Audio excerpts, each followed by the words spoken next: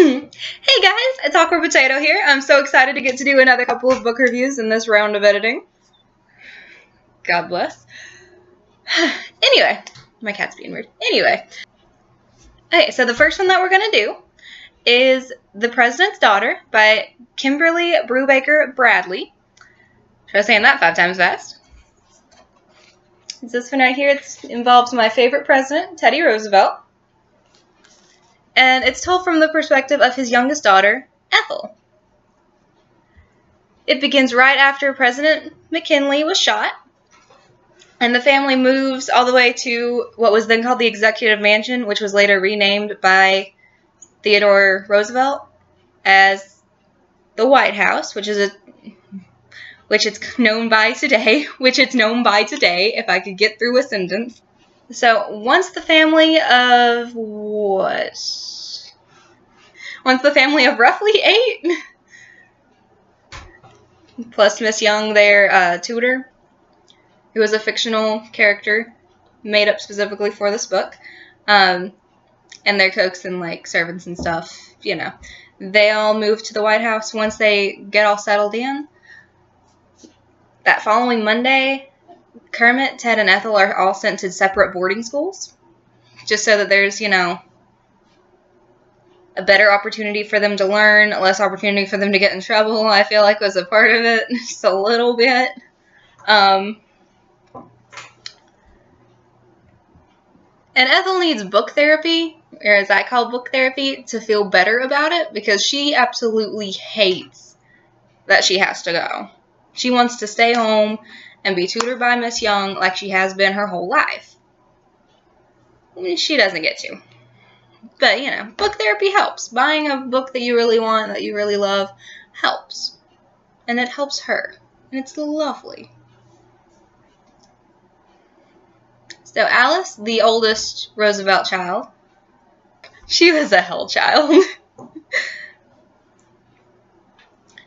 And Archie and Quentin, the youngest two, ages, 3 and 7, I believe, get to stay home with Miss Young, the tutor.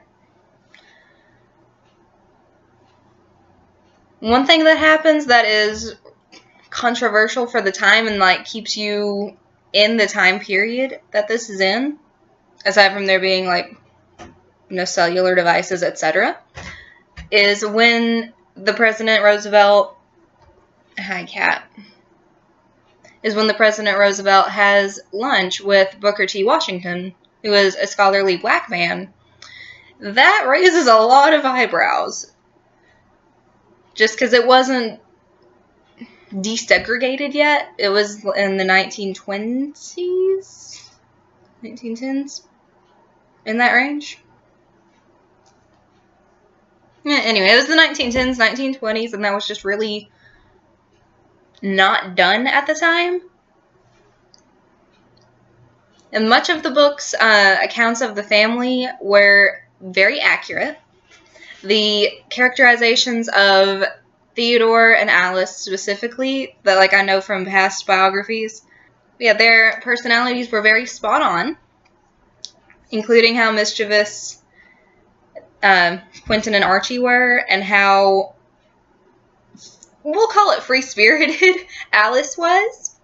Yeah, and how Teddy's second wife didn't like his daughter Alice, who was named after the first wife. So much of the book was very accurate, including their personalities, Teddy Roosevelt's personality of just freaking go for it, do whatever you want to do, and, you know, within reason, like, don't murder anybody, but, like, you be you. Alice's free spirit, we'll call it, her doing her own thing, some of which was very controversial for the time. Edith is Teddy Roosevelt's second wife after Alice's mother, who was also named Alice. Edith's dislike for his daughter Alice. Archie and Quentin's mischievous nature. Yeah.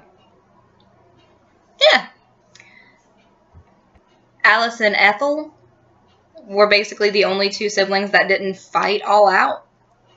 And Teddy Roosevelt did have a very good relationship with all of his children and, you know, so forth. And the different homes and settings during each scene were very spot on, even down to the names of the principal and vice principal of Ethel's school. You know, for her time from there, anyway. And there's additional information at the end that, you know, if you wanted to look into Teddy Roosevelt a bit more and into Ethel, Archie, Quentin, Ted, Alice, and Kermit, you totally could, because it's got some information there about all of them, about which characters were fictional, you know, specifically for the thing. And this is a great intro to Teddy Roosevelt, who is, again, my fave president. But I freaking loved this book. But yeah, no, with the amount of research that she put into the president's daughter, that just makes me want to read the rest of her writings just to see if, you know, she kept her research consistent and to see if her writing style carries over, because she had a very good, very easy style for me to follow along with and for a child to be able to follow along with. I almost said I'm not a child, but I totally am. It's fine. Book reviews for all. But yeah, so this has been an Awkward Potato review.